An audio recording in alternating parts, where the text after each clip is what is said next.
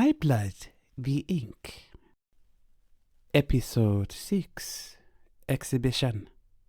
The void has teeth.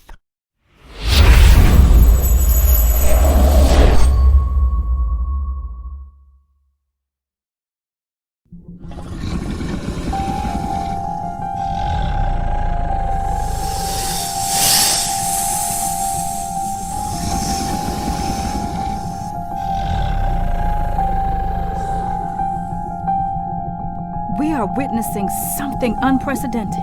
Right now, Oceanus has summoned deities and creatures long believed dead, most having perished during the Red Flood. Either these creatures never perished, or somehow Oceanus has summoned dead warriors to fight alongside it during exhibition. It seems we won't have much time to speculate, as there's movement on the battlefield. Each of the summoned creatures are facing off with individual members of the Septenary. Namaka stands against Komoho'ali'i. Solacia against Neptune. Olokun against the Hydra. Kuikuivulu and Tiamat. And...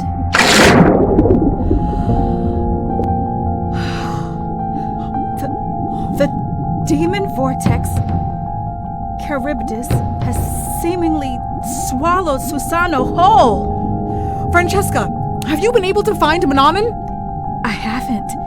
It seems that he's vanished from the battlefield altogether. And while it hasn't moved, Oceanus has its eyes locked on Tam Kung. The arena is silent. The hum of our collective adrenaline, the only sound reverberating through the vacuum. Until suddenly I notice a song riding on the waves of the tension that fills the space. It enters me, crawling in through my ears before melting into my chest, vibrating all of me on the way down. Once it latches onto my heart, I feel it start to pull at me, tugging and tugging until my spirit leaves my body and I'm suddenly everywhere, all at once. I'm next to each of the sovereigns, even Mannanan, who has disappeared into the rose-colored jewel embedded in Oceanus's chest. But I'm also still in my seat, still in my own body, still feeling Selwyn's hand in mine, and noticing with some surprise that I don't want him to let go. And then the fighting begins. Mannanan. When Mannanan comes to, the first thing he observes is that he has no idea where he is. His pale skin is covered in the pallor of a soft pink glow, and as he sits up, he realizes that he's been resting on a hard, crystalline surface. His mind is groggy, his sight is blurred, and there's a distant ringing in his ears. He shakes his head, trying to remember what had just happened and where he had just been, but all he can recall is that wherever he is now is not where he is supposed to be. It's only when the girl next to him coughs that he realizes he isn't alone. Where are we? I'm not sure. How long have you been here? I don't know. I think I just woke up here. There's something foreboding in the air. A sensation that lives somewhere between tension and the hyper-awareness of being observed. The feeling makes him want to shrink, to curl himself up into a ball like the girl who sits before him. But while he can't remember his name, who he is, or the very important place he's supposed to be, there's part of him that knows, without question, without a shadow of a doubt, that it was not his place to shrink or bow or to even feel afraid. This was a puzzle. The unknown space, the stranger, the gaps in memories, but something tells him that he lacks puzzles. Can you walk? I think so. Good. We need to figure out where we are. Maybe there's something here we'll recognize. Like a way out? We'll soon see. Come. Why is it so dark? I can hardly see anything.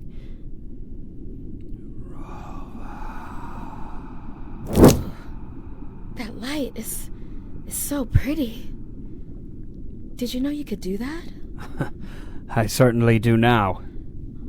Well, do you know any words that would take us home? I don't even remember where home is. Do you? I don't. It's all right.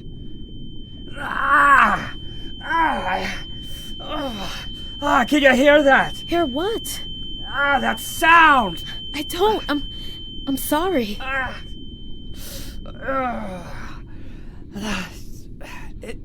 It's all right. We'll explore wherever this is. Our memories will return and we'll find our way out. Or we'll make one. How do you know that our memories will return? Because of that spell? Well, that. And because I think I've just remembered my name. What is it? Mannanan. McLear. Can you remember yours? Yes! I remember. It's Neris. It's nice to meet you, Neris.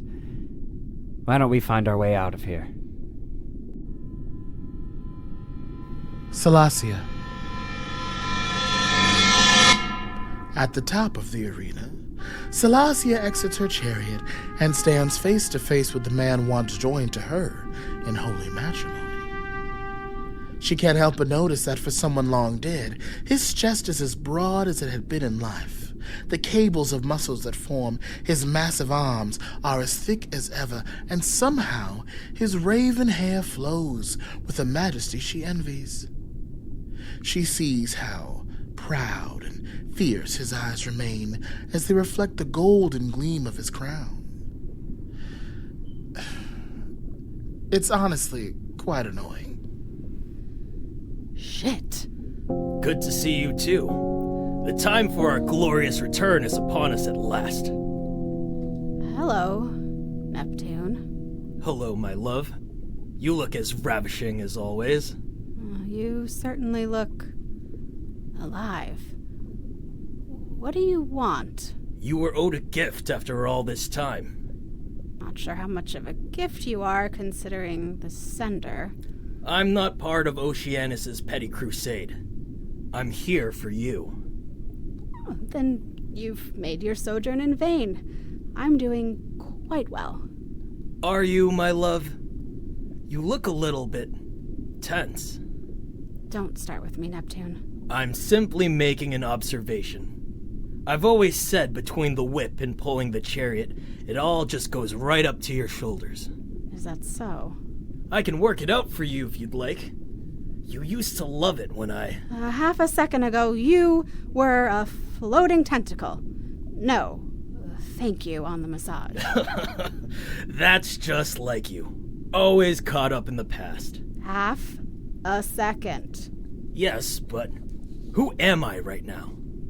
I'm looking down at hands made of flesh and blood that are more than ready to be put to good use. How did you think this was going to go? You thought you'd just waltz in here, flash a pretty smile, flex a little muscle, and... what? I'd just drop my robe for you in the middle of exhibition? You think my smile is pretty? Neptune. If it's privacy you need, that can be arranged. I don't need privacy. I need you gone. I have a better idea. Scylla! Stenthios! You can't be serious. Ah, here you are, my beauties. What do you say, wife? One race around the city. If I win, you hear me out. If you win, I leave. No questions asked. We are in the middle of battle. Is chariot racing not a form of battle? Come now, you have the advantage. I've been dead. If this is a trick... Even if I were planning to fight, what difference does it make where we do it? Battle is still battle, whether it be here in the arena or out in the streets. Neptune. Come, my love. I see those hands reaching for the reins. Live a little. To the embassy and back. Yes, there she is. No smiling. I don't want anyone thinking we're enjoying this. This is so foolish. I'll go first. That way it looks like I'm trying to escape and you're trying to catch me. Ha! You cheat! Is that the best you can do? Don't disappoint me. I came back to life for this. I'm just letting you warm up. How was death, by the way? Boring. Sobering. Lonely. I missed you, you know. Truly, I did. In death, I could still feel your tongue upon my ear and your breast in the palm of my hand. Even in oblivion, there was you. Glad I could keep you company. What about you? If my heart could ache even when it no longer existed, how broken yours must have been. Forced to continue beating without its echo. When did you become a poet? It seems death is the distance that makes the heart grow fonder. I've always loved you, Solacia. You had a funny way of showing it. Look around you, Solacia. All of Atlantis is a testament to my love for you. I had them make the bricks in that building cerulean because I thought it matched your eyes. I commissioned the arboretum so that you would always have flowers. Why do you think the castle is a turtle? Because they were my favorite? Now you understand. I'm the king of horses. Why else would my seat of power reside within a massive turtle? Love. Why did you never tell me any of this before? I didn't think I needed to. Whoa! Why are you stopping? I lied. It wasn't that I didn't think I needed to. It was that I didn't know how to. Explain. You ran from me when we first met. That was embarrassing enough back then. Don't remind me. It took a dolphin to convince you to marry me. I was nervous. As was I. You seemed so fragile back then. Nothing like the woman you are now. I was afraid that if I said the wrong thing or did the wrong thing, you would run away again. So I tried to build you a kingdom, a home you would never want to leave. And all this time, I just thought you were vain.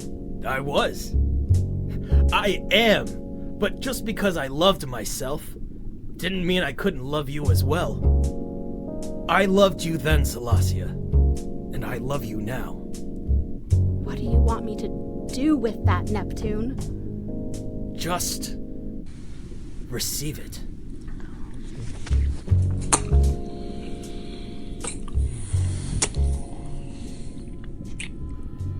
Susanoo.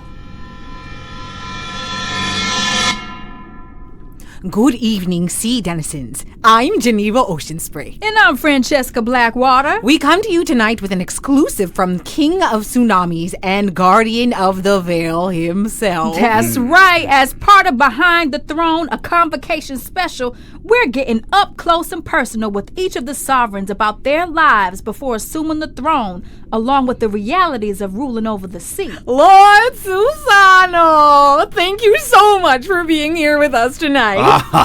It is my pleasure. Now, first things first, we have to acknowledge where we are because it's pretty unique.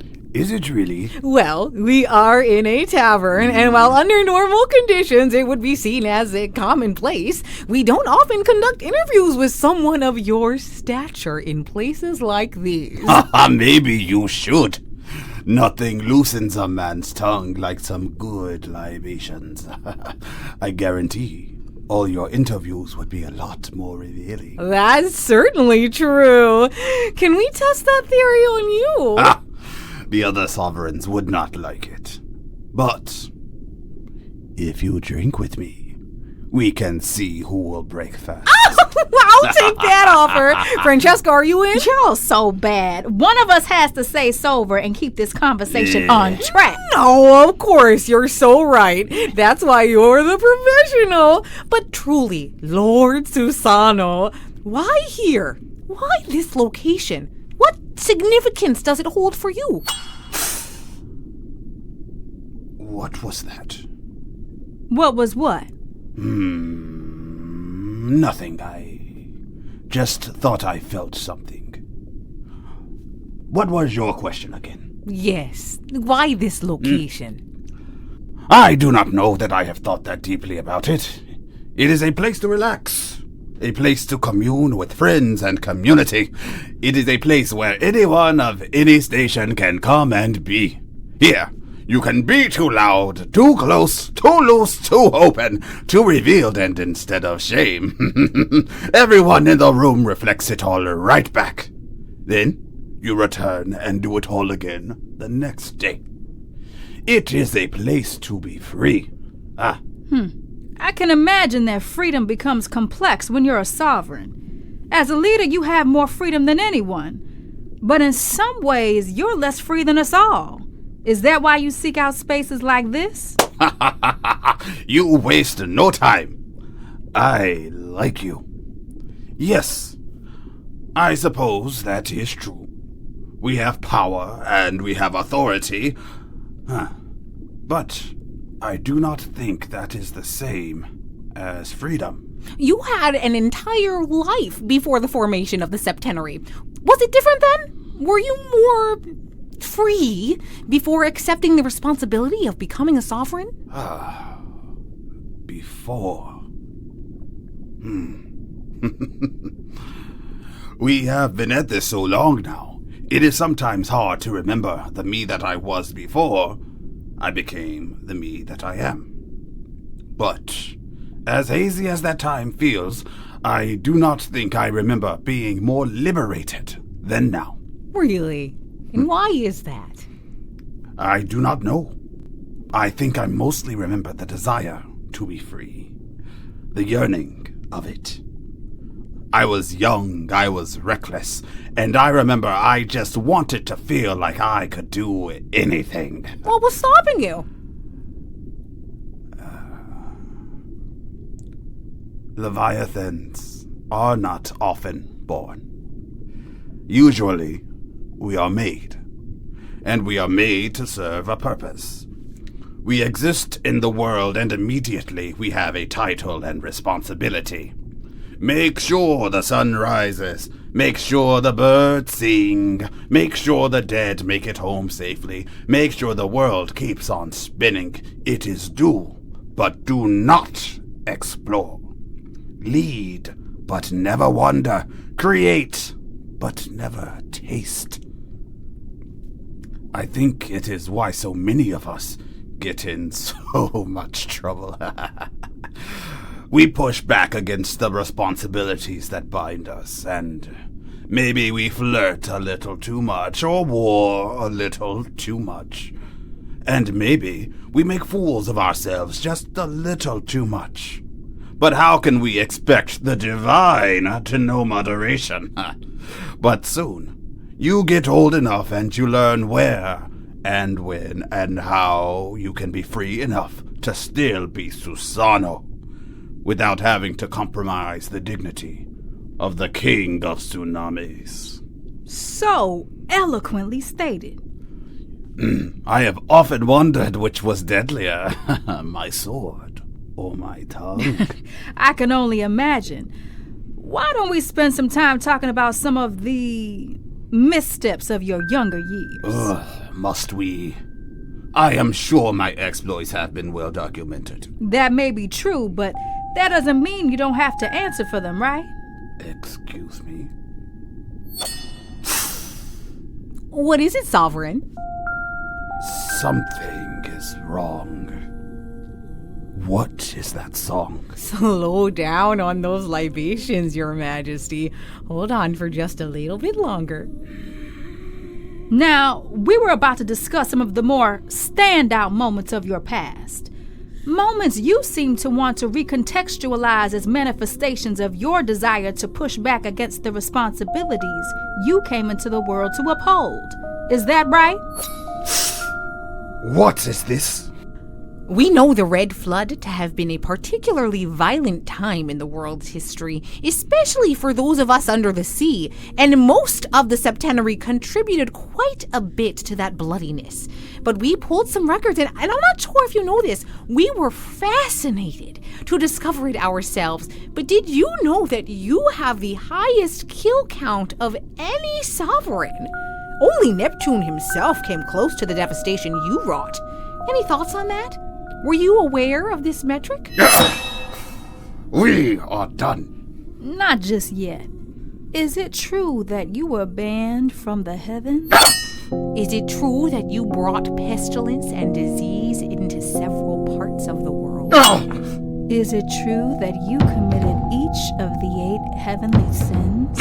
Did you commit said sins before or after you threw the world into darkness after tormenting your elder sister? This is not real. It is. Who are you? We seek answers. Who are you? What is it that made you worthy to lead?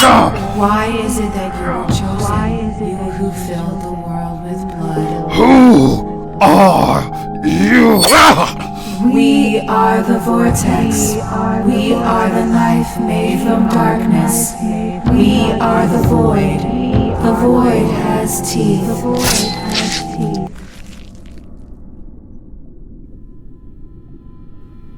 Koi Koi Vilu. The universe has seen 5 distinct ages.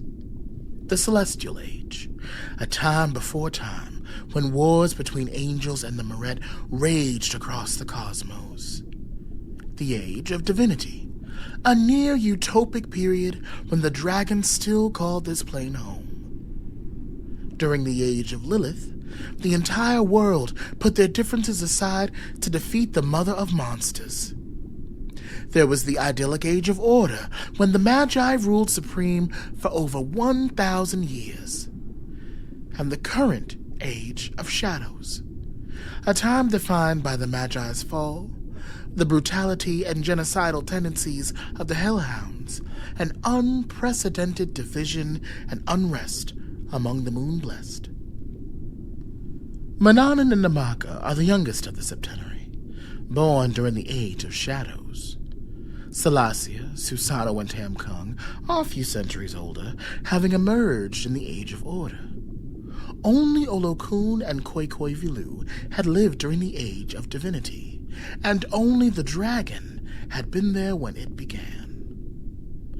When discussing creatures that ancient, you may begin to imagine that they've always been there, that they may have come into existence with the universe itself. But like most creatures, Koi Koi Vilu had been born, and it is the teeth of his mother that tear into him now. Olokun.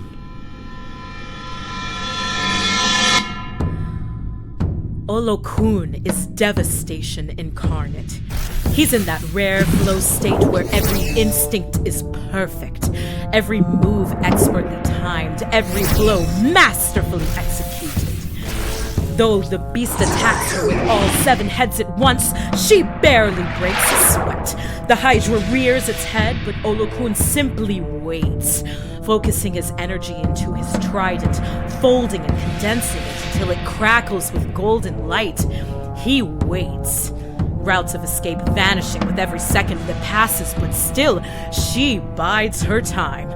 Soon, the creature is close enough for the Sovereign to feel the heat of its breath upon her face, and it's only then, with its saliva less than a finger's length away from his skin, that Olokun finally lets the energy loose, compacted into a beam of pure light that cleaves all 7 heads from the Hydra in one clean arc.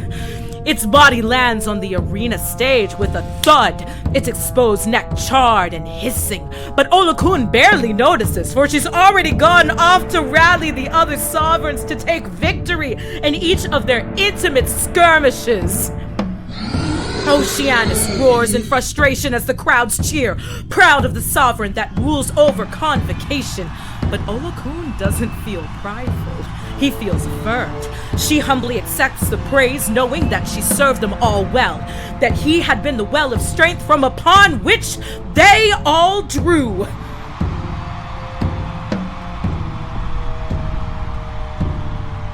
At least, that's how it was supposed to go.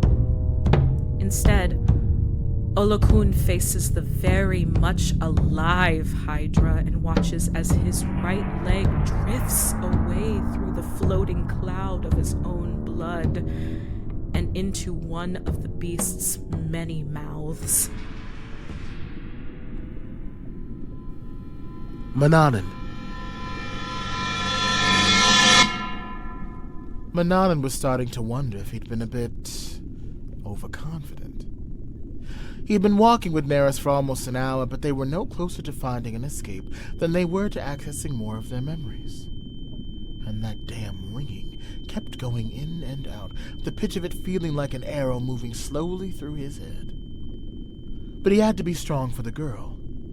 He couldn't let her see his mounting frustration, so, resuming the guise of the unflappable hero, he turns to her. We'll take that corner once we get a little further down the hall. Can we stop and rest a moment, please? We've been walking for an hour. My feet hurt. This floor is really hard. Not yet. Let's just go a little bit farther. Mannanan, please. We're walking around in circles. I swear I've seen that wall before. Either this has been one great loop, or wherever we are is just too vast. Did you say walking? Did I... what? You just said that we're walking, round in circles. Because we are. Yes. And isn't that strange? Why would that be strange? I don't know. There's another way. We're supposed to be doing this another way, can't you feel it? Feel what? Something's missing. He lifts his arms, inspecting them closely, slowly realizing that there's a familiar sensation missing. His beard feels too stiff, his hair too limp. He's breathing through his mouth. And then he remembers. What are you doing? For a moment he doesn't respond, simply repeating his commands as the waters continue to rise.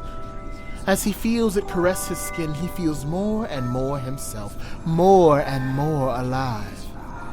He feels his power and confidence rise as memories spanning thousands of years begin to restore themselves.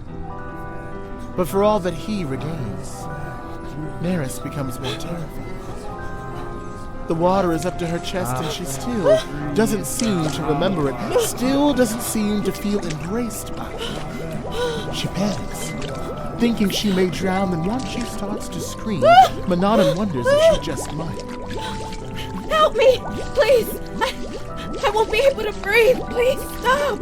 You need to relax. No! You're going to be fine. This is what I remembered. We're from the sea. We're supposed to swim. You'll be all right. I promise that you can breathe. The sea is your home. No, please! She tries her best to stay upright and above the rising waters as she stares at the man who plans to murder her, all the while thinking of the kindness. I'm not like you. I don't think I'm from the sea. Wouldn't I have remembered by now? I don't even think I can swim. Please don't do this, please. I know you're scared, but you'll remember soon. You'll see. And as the water finally overtakes her, having filled their prison completely, she tries her best to hold on to what little breath she has left. She feels a hand on her shoulder, and Mannanan whispers to her under the water, his voice clear as day. You need to trust me. And before she can stop him, he grabs her face with one hand and squeezes firmly until her jaw hinges apart and she swallows the sea.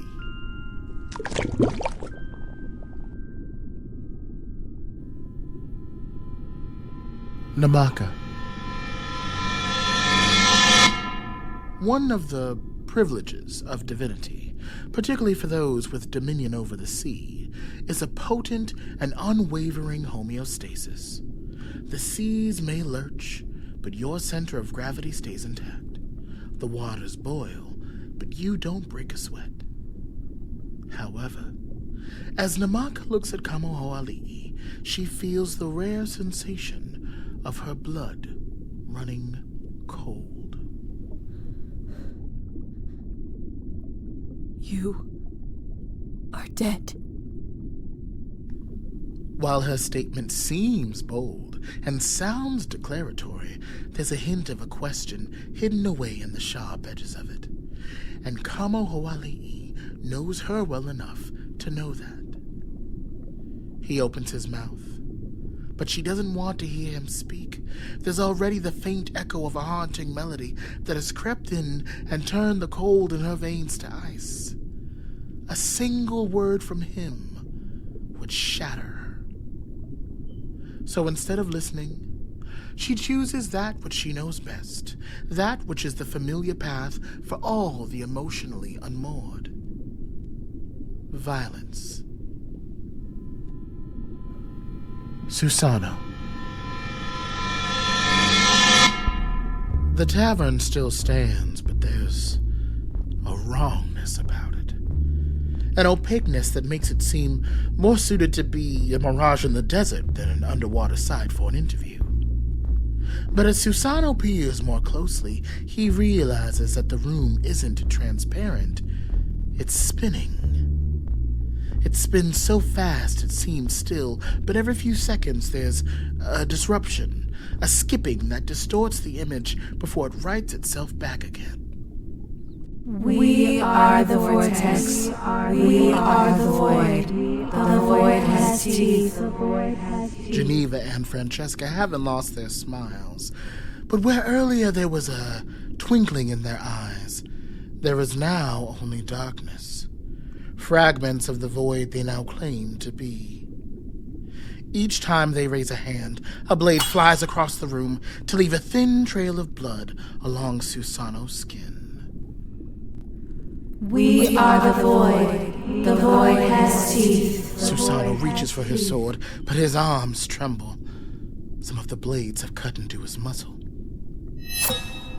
There was a time where battles had honor. An opponent came out and faced another head-on. Only cowards fight this way. You speak of honor, yet it is a stranger to you. You know only blood. And for that terrible knowledge, you are in the vortex. You are in the void. We are the void. The void has teeth. You make it sound like you are trying to punish me for something. What is it, exactly? What crime are you accusing me of? You stand atop us all, proclaiming yourself king, and yet you rose to power on a crest of blood. Correct. What is the crime? Do you not see the hypocrisy? To claim benevolence, yet be birthed in blood. In the vortex you will atone. In the void you will face your shame. It is said shame that Shame? These blades are shame? Whose? Shame! What need have I for shame? Whatever you are a fool. You say I claim benevolence, but am bored in blood as if the two are opposites, as if they are diametrically opposed, instead of two halves of the same coin. You cannot have victory without struggle. Peace is not attained without violence. There is no freedom without war. I do not play at divinity. I am divine. Therefore, All that I say and do and breathe and think is divine. When I fuck, it is a miracle. When I shit, it is sacred and transcendent. When I cut down the enemy before me, it is a holy act. And yet you still stand in the void. Yet still the void has teeth. Yet still shall you be until. Beast away if you must. I have lived a warrior's life and long known I would face a warrior's death. But know that I do so gladly and with honor. I embrace death without a shred of shame in my spirit. Namaka.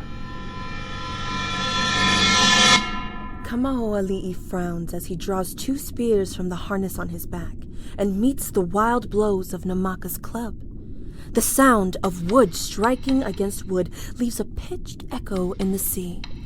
And as they continue their fight, one can make out a strange song. It's different than the one currently bewitching us all, and it falls just short of a rhythm. The accents are wild and the notes discordant, but it is a song nonetheless.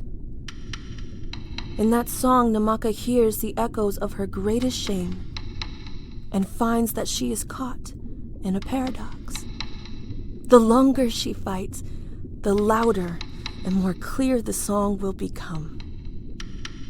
And the clearer the song becomes, the more she'll see the truth of herself within it. But if she ends the song, if she finds stillness and leaves room for the shark to speak, not only will she still be forced to confront that which she has hidden, she'll also have to hear the effects of her ugliness on his voice. Will he spit it out in shame and disgust? Will his voice quiver, still fractured by the shattering of her betrayal? But here is where she is truly caught. In trying to ignore the song or still the voice, she gives life to the thing she has hidden in between. In working ardently to hide it, she instead gives it form in the negative space of the path she takes to avoid it.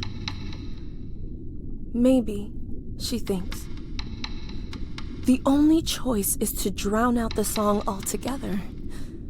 So as she fights, between crude jabs and unruly slashes, she breathes in with a deep, sweeping breath and screams at the walking shark that stands before her.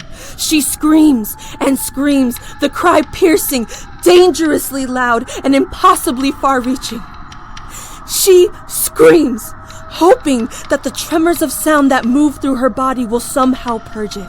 That the scream will echo within every part of her, destroying dark memories and guilt and shame, hollowing her out until the blankness that remains leaves her safe and untouchable. The muscles at her throat look as though they might tear. Her ears bleed. Her lungs cry for air as they expel every ounce of everything they have. It's still there. She can still see the glimmer of truth twinkling in the shark's eye. She can feel it in the prickling at the back of her head. She knows that if she stops, the silence will be louder than ever before, and the truth will rush in to fill the void, and she isn't ready. She isn't ready. So she screams. Mannanan. When Neris wakes, she's sitting cross-legged as chains made of green smoke bind her to the crystalline floor. The water in the space has receded, now only coming up to her waist. What happened? You drowned. What? You drowned. It seems you really couldn't breathe underwater.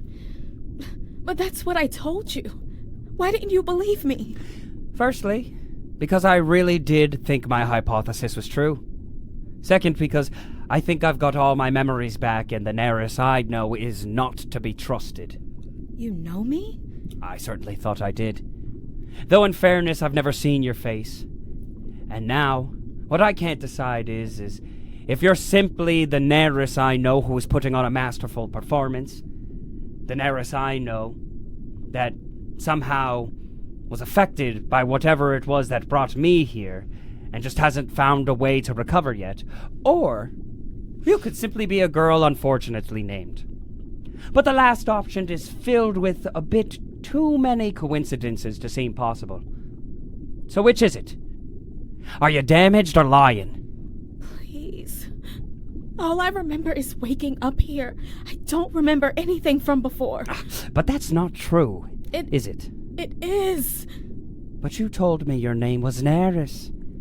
That means you would have had to remember more than just waking up here, right? Yes. I'm sorry. I meant to say that I remembered my name too. A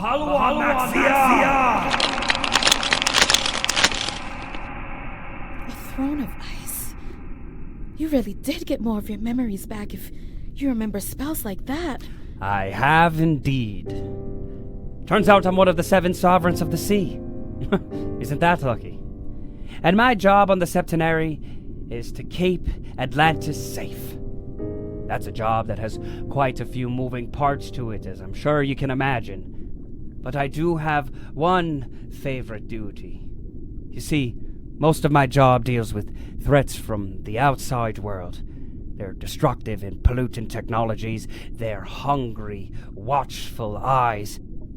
Even other moon-blessed try to attack us, or get us involved in their petty skirmishes. But, every once in a while, there's a threat from within. I always find them. And of course, they always lie. So inevitably, they need a little interrogation.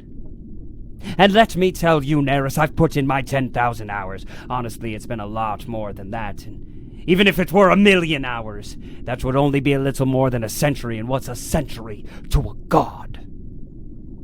So yes, I would say I've honed my craft, as it were. And for most enemies, I probably wouldn't be so verbose, but for you, Neris, and I do believe that you are my Neris, in all your wicked adversarial glory. You have been a thorn in my side, and I believe the strangeness happening at Convocation right now has your fingerprints all over it. So I'm going to walk you through my techniques. I'm going to let you know precisely what it is that I'm doing to you as I do it. And just to get this out of the way now, it will hurt. Please. Shh. See, you've already lied to me once.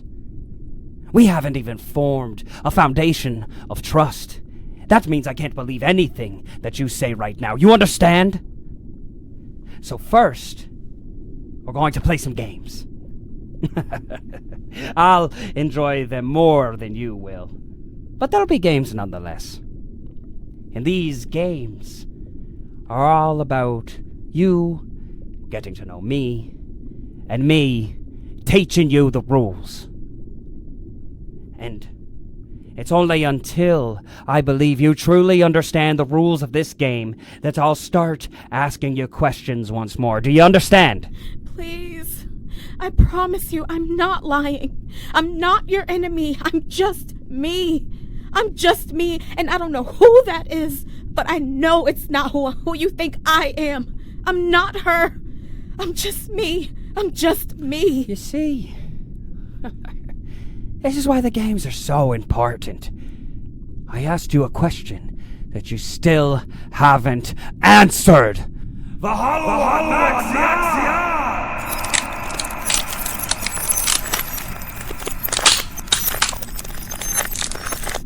If you so much as breathe incorrectly, one of the ice needles in this bouquet that currently surrounds you will pierce your skin, and draw blood. I call this one getting to the point. Looks as if your face has already become acquainted. The trick is to stay perfectly still. I'd hate for you to lose an eye. I think we'll use this game to teach you that I don't like to repeat myself. Solacia. Solacia and Neptune lie next to each other on the roof of the embassy, their naked bodies still intertwined. I can't believe we just did that. I can. It was just like old times. You and I, making love as we look out upon our kingdom. You seem to enjoy it as much as you did then. It's been a while. Since me, or... Yes, since you. I see. I've made a few visits to Harmony Cove to see the sirens, but we've always stopped short of... you know. Is it wrong to say that that makes me happy? Is it wrong to be happy that your wife hasn't experienced pleasure for however many centuries? I'm more than willing to make up for lost time. I'm sure you are. You've toughened up since I've been gone. I see glimmers of her inside, but you're not quite the woman I remembered. This Solacia would never run away from me. I used to think you hung the moon. I loved the magnitude of you, the grandeur, the way you believed down to your very core that the world was yours. I loved that you knew you were owed all the riches and worship the earth had to offer you. I loved the way the mere sound of your name would send shivers down the spines of mortals everywhere. And I loved how close I was to all of it. I loved my proximity to all that you were. I was content to bask in your warmth. And then? And then, you died. Did you miss me? For the first few centuries, it did hurt. I felt sadness and pain like you would never believe. My first 2 cycles were pathetic. I would rule and then slumber, taking to bed all of my rage and all of my pain and all of my frustration at this maddening system we'd chosen, and when I'd wake up, centuries would have passed, but my feelings hadn't. But I was a sovereign now. Misery and apathy were vices I no longer had the privilege in which to indulge. So I turned that hurt, that breathtaking pain, into fury. And every day I unleashed that fury tenfold on the backs of storms and in the eyes of hurricanes. Why settle for storm and hurricane when your true love stands before you? You're dead, in case you've forgotten. I don't have to be. Once Oceanus absorbs enough power from the sovereigns, my resurrection becomes permanent. I thought you weren't part of Oceanus's petty crusade. I'm not. I'm here for you. I will be restored, and we will reign together. No more of this ruling years at a time nonsense. It would be you and I alone. You would have me betray the septenary. I would have you stand by your husband, your family. Contrary to whatever foolishness has occurred these last few millennia, there are not 7 thrones in Atlantis. There are 2, yours and mine. And the time has come for us to be returned to that which we have built. Oh gods. What? Oh, gods. How could I be so stupid? What is it? You! This wasn't a rekindling. It was a seduction. Solacia, wait. And I fell for it. Oh, God. Solacia, calm down. Just listen to me. That's how I got into this. Gods, I'm so stupid.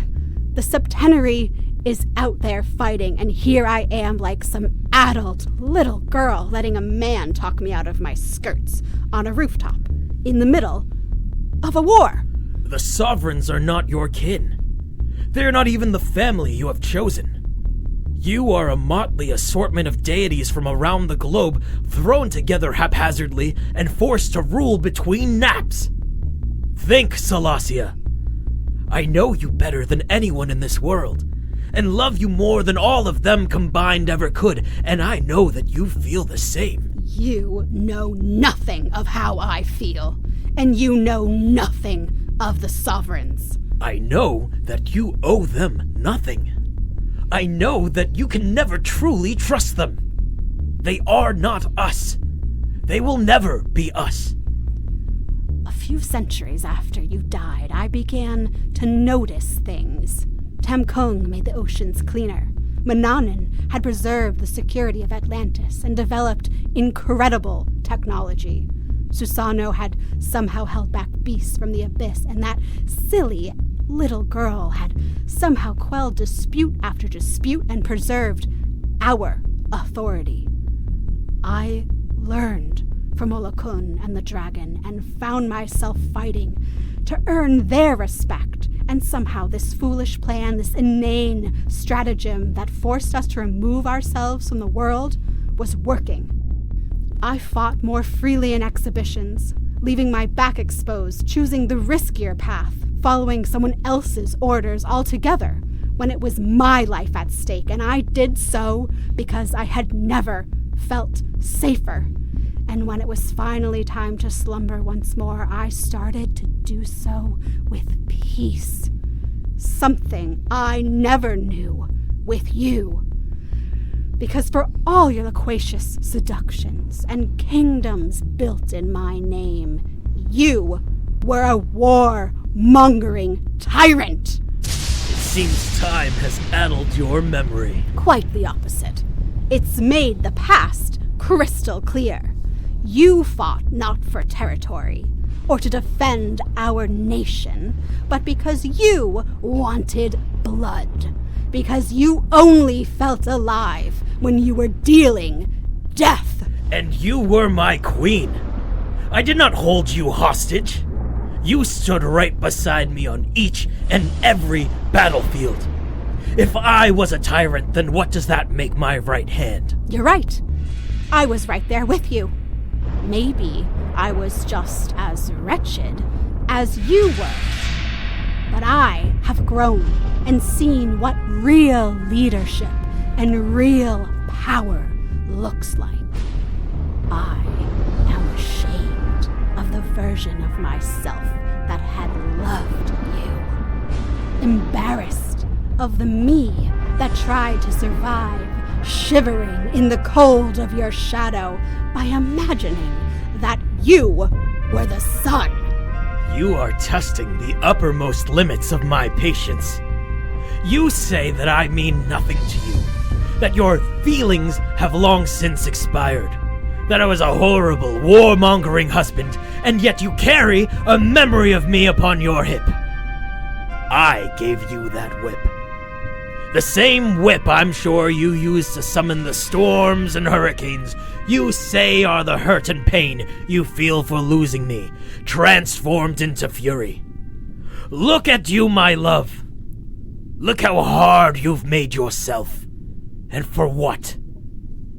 You are right that the septenary may not be my family, and maybe it is true that I have not fully healed.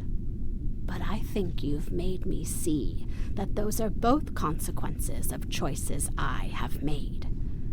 Right now, each and every sovereign risks life and limb for the safety and glory of our people. Together, we are better rulers than you could ever be, and it is them that I choose. So no more talking and no more lies. Stand ready, my love. It's time you died once more. Fine with me. The battle between Solacia and Neptune is part melee, part chariot race. they careen through the streets of Atlantis as the cracks of Solacia's whip rings out with explosive echoes. The blast from Neptune's trident carves holes into the edifices of the city he had built so long ago, demolishing buildings and any traces of goodwill he had left with his wife. Wanting to protect her kingdom, Solacia maneuvers their battle back to the arena. I'm disappointed in you. I don't care! Well, you should.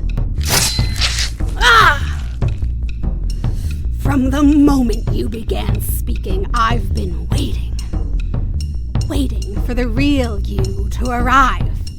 I don't know who made you or what misshapen spell must have backfired to result in a Neptune that whispers sweet nothings. But that man is not my husband. My husband murdered his father. My husband made the earth tremble. My husband left his kingdom behind to fight for control for another. My husband tried to murder me when he thought I was attempting to steal his throne. And now finally, my husband stands before me. I was going to forgive you. I was going to leave the past aside and make our family whole. I offered you a place at my side. You say beside, but you mean beneath. How strange of you to offer me a throne when I am the only one between us that possesses one. I have life. I have purpose. I have sovereignty. All that you offer is what you've come to steal. Fine. My words fall on deaf ears. You've chosen your septenary, but look around, my love. I think you've chosen the wrong team. Namaka. Namaka feels a sudden pressure on her arm until the bone snaps. She gasps. Her scream finally cut short as the pain arrives a moment later. She notices punctures in her flesh as rows upon rows of shark's teeth tear into her exposed skin. Kamahoali stares at her in horror, for the teeth are not his. He did not summon the sharks that stand between them. He had been meeting her blows, trying to get through her stubborn refusal to listen so that he could share the one message he so desperately wanted to tell her, one that he increasingly understood she needed to hear.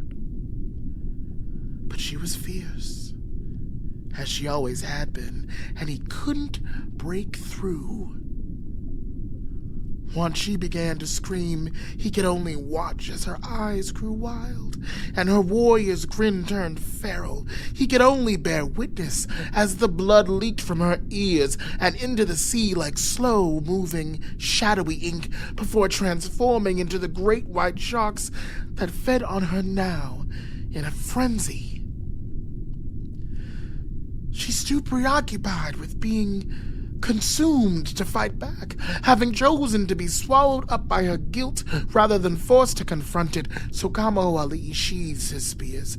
He reaches out to the sharks with his mind and banishes them with a sharp command. For Namaka may have stolen his sovereignty, but he still reigns supreme over these beasts.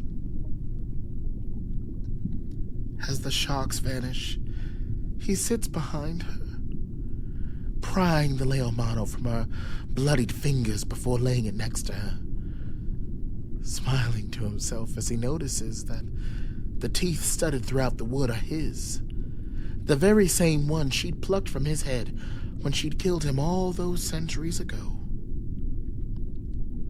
He pulls her into his lap, gently, as her wounds have deformed her almost nearly beyond recognition, and prepares to whisper to her that which he had come to say. For it didn't matter that the creature had summoned him to torture her.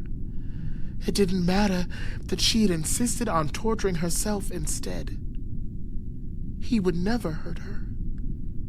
It was his job to protect her, and this time, protection looked like the healing of a wound that had festered for far too long. And so he says, I forgive you, little sister. Tam Kung. For Tam Kung, there is no mysterious song, and no bespoke enemy waiting for him. There is only the Titan, still enraged at the memory of the poison that ravaged his body moments ago, and the sovereign that served as culprit. Oceanus launches towards him from across the arena, and their confrontation, while charged, is short, consisting of exactly 3 blows. The first, Tam Kung meets with his staff. The second, snaps his staff in 2. The third, caves in his skull.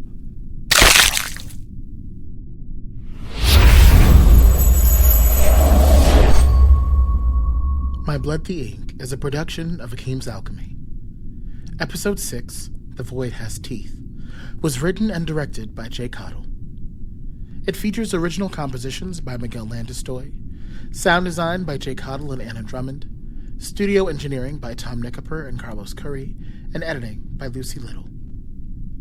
This episode featured J.Cottle as Dante, Jude Torres as Neptune, Morgan Beckford as Olokun, J. Connolly as Mannanan, Shavonne Brown as Neris, Jasmine Garcia as Namaka, Baca as Solacia, Diji K as Susanoo, Mica Rose as Tam Kung, Kira Sarai Helper as Geneva Oceanspray, and Zakiyyah as Francesca Blackwater. My Blood the Ink is executive produced by J.Cottle and Jasmine Garcia. Special thanks to our Patreon supporters Jordan Leslie, Taniqua Patrick, Mica Rose, Daisy Oganetto, and Allison Calderon. For more information on My Blood the Ink and Akeem's Alchemy, visit us on Instagram at Akeem's Alchemy or our website, akeemsalchemy.com. Remember, no matter how dark it gets, yours is a life worth living and a story worth telling. Until next time.